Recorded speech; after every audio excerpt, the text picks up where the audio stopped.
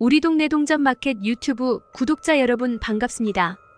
영화 파묘는 한국과 일본의 토속 신앙과 오컬트 요소를 결합한 독특한 세계관을 바탕으로 하는데, 이 영화의 세계에서는 귀신, 도깨비, 정령과 같은 초자연적 존재들이 현실 세계와 공존하며, 이러한 존재들은 인간 세계에 영향을 끼치고 때로는 인간들과 직접적으로 마주치기도 합니다. 주인공 김상덕은 과학자이자 엔지니어로 물리학과 공학을 전공하고 독일의 유명 항공회사에서 근무하는데, 그는 현대과학의 이치와 전통적인 음양 오행의 지혜가 서로 다른 시각에서 같은 자연의 진리를 탐구한다고 믿고, 김상덕에게 과학과 전통신앙은 상호 보완적인 관계에 있습니다. 영화는 풍수지리의 중요성도 강조하고 조상의 묘지, 위치가 후손의 운명에 큰 영향을 끼친다는 믿음은 영화 전반에 걸쳐 나타나는데, 이러한 배경 아래 한국의 전통적인 귀신과 더불어 일본의 귀신까지 등장하여 이야기에 긴장감을 더합니다. 한국의 귀신은 대체로 원한을 품고 있는 존재로, 불행한 죽음을 맞이한 이들이 눈에 보이지 않는 세계에서 해결되지 않은 감정을 가지고 있는 반면, 일본의 귀신은 원한보다는 자연재해와 같은 무차별적인 파괴를 일으키는 존재로 묘사됩니다.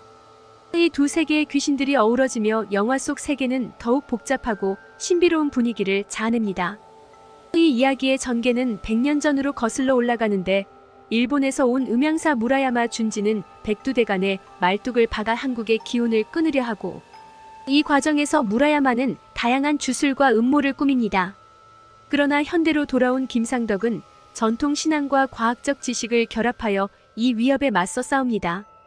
김상덕의 여정은 단순한 귀신과의 싸움을 넘어서 과거와 현재, 과학과 신앙, 한국과 일본의 문화가 얽히고 설킨 복잡한 이야기로 전개되는데, 그는 가족과 민족의 미래를 지키기 위해 자신의 모든 지식과 힘을 동원합니다. 파묘 소설 버전은 영화의 세계관을 더욱 깊이 있게 탐구하며 김상덕과 주변 인물들의 내면적 갈등, 용기, 희생을 세밀하게 그려내는데, 이 소설은 전통과 현대, 보이는 것과 보이지 않는 것, 과학과 신앙 사이의 경계에서 일어나는 드라마를 통해 인간의 본성과 자연의 이치에 대한 깊은 성찰을 제공합니다. 일본의 제국주의적 확장과 그에 따른 다양한 국가적, 심리적 배경은 매우 복잡하게 얽혀 있습니다. 이는 역사적, 경제적, 사회적, 문화적 요소들이 결합된 결과로 일본이 한국을 비롯한 아시아 여러 국가들에 대해 행한 제국주의적 정책과 행동의 배경을 이해하는 데 도움을 줍니다. 1868년에 메이지 유신은 일본의 근대화와 중앙 집권화를 촉진했습니다. 서구 열강의 식민지 확장을 목격한 일본은 국력 강화와 경제 발전을 위해 해외 팽창의 필요성을 느꼈습니다. 19세기 말부터 20세기 초에 걸쳐 유럽 열강들의 식민지 확장 경쟁이 치열했습니다. 일본은 서구 열강에 뒤처지지 않기 위해, 또한 서구 열강의 식민지가 되는 것을 방지하기 위해 자신들만의 제국을 구축하려 했습니다. 자원이 부족한 일본은 생존과 산업 발전을 위해 외부 자원 확보가 필요했습니다. 한국과 중국 등 이웃 국가들은 풍부한 자원과 노동력을 제공할 수 있는 지역으로 간주되었습니다. 일본의 급속한 산업화는 내수 시장의 한계를 드러냈습니다. 해외 식민지는 일본 제품의 새로운 시장을 제공할 뿐만 아니라 경제적 영향력을 확대하는 수단이 되었습니다. 메이지 유신 이후 일본은 강력한 국가주의와 황국신민 사상을 통해 국민을 단결시켰습니다. 이는 일본인이 우월하다는 믿음과 타민족에 대한 지배를 정당화하는 이데올로기로 작용했습니다. 일본은 자신들을 아시아의 문명화된 지도자로 여기며 동양의 등불이라는 사명감을 가지고 비서구 지역을 개화시키겠다는 명분 아래 식민 정책을 진행했습니다. 서구 열강의 위협에 대한 반응으로 일본은 안보와 독립을 유지하기 위해 군사적, 경제적 확장을 필요로 했습니다. 러일 전쟁과 제1차 세계대전에서의 승리는 일본 내에 더 큰 팽창을 위한 자신감과 국민적 지지를 불러일으켰습니다. 일본의 제국주의적 행동은 단순히 한국과의 야심에서 비롯된 것이 아니라 당시의 국제 정세, 내부적인 경제적 필요, 국가주의적 이데올로기, 그리고 심리적 요인들이 복합적으로 작용한 결과입니다. 이러한 배경은 일본이 한국을 포함한 아시아 여러 국가에 대해 강제로 영향력을 행사하고, 심지어 저주와 같은 파묘 활동에 이르기까지 극단적인 조치를 취하는 원인이 되었습니다. 파묘와 같은 행위는 과거와 현재를 관통하는 주제입니다. 파묘는 문자 그대로 묘를 파다라는 의미를 넘어서 다른 사람이나 국가의 정기를 해치고 그들의 운명을 조작하려는 의도를 담고 있습니다. 이는 단순히 무덤을 파헤치는 물리적 행위를 넘어 타인의 정신적, 문화적, 심지어는 국가적 기반을 훼손하는 것을 의미할 수 있습니다. 현대인으로서 이러한 행위를 바라보는 관점은 다음과 같습니다. 파묘와 같은 행위는 역사적으로 많은 국가와 민족 간의 갈등과 고통의 원인이 되었습니다. 이를 올바르게 인식하고 역사에서 그러한 실수를 반복하지 않는 것이 중요합니다. 다른 문화와 전통에 대한 존중은 현대 사회에서 매우 중요한 가치입니다.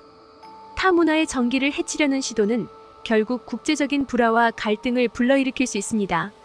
개인이나 국가가 저주를 행사하거나 타인의 운명에 해를 끼치려는 행위는 윤리적으로 용납될 수 없습니다. 모든 행동에는 윤리적 기준이 존재해야 하며 이는 국제적으로도 마찬가지입니다. 과학적 관점에서 파묘나 저주는 실제적인 효과보다는 심리적, 사회적 영향에 더 중점을 둬야 합니다. 현대 사회에서 이러한 행위를 미신으로 치부하기보다는 그 배경과 의도를 이해하는 것이 중요합니다. 다양한 문화와 전통의 이해를 통해 타인의 신념과 가치를 존중하는 태도가 필요합니다. 파묘와 같은 행위에 대한 이해도 이러한 문화적 관점에서 접근해야 합니다. 과거의 잘못된 행위에서 교훈을 얻어 미래 세대가 같은 실수를 반복하지 않도록 해야 합니다. 이는 국가적 차원뿐만 아니라 개인적 차원에서도 중요합니다. 저주나 파묘와 같은 행위는 궁극적으로 자신이나 자신의 국가에 해를 끼치는 자기 파괴적 행위가 될 수 있습니다. 이는 타인뿐 아니라 자신의 정신적, 문화적 기반을 약화시킵니다. 일본과 같이 과거에 이러한 행위를 자행한 국가나 개인은 역사적 반성을 통해 같은 실수를 반복하지 않도록 노력해야 합니다. 이는 국제사회에서의 신뢰 회복과 평화적 공존을 위해 필수적입니다. 결국 파묘와 같은 행위는 과거의 역사적 사례에서 볼 수 있듯이 단기적인 이득을 위해 타인의 정기를 해치려는 시도는 결국 자신에게 돌아오는 부정적인 결과를 낳는다는 교훈을 줍니다. 현대 사회에서는 이러한 역사적 교훈을 바탕으로 더 포용적이고 존중하는 문화를 발전시켜 나가야 합니다. 우리 동네 동전마켓 유튜브 구독자 여러분, 오늘은 여기까지입니다. 계속적으로 동전과 지폐 수집에 관한 다양한 영상과 역사인문학과 영화에 관한 다양한 영상을 보내드리겠습니다. 이 영상이 유익하셨다면 구독과 좋아요 꼭 눌러주시면 감사하겠습니다. 다음 영상에서 또 만나요.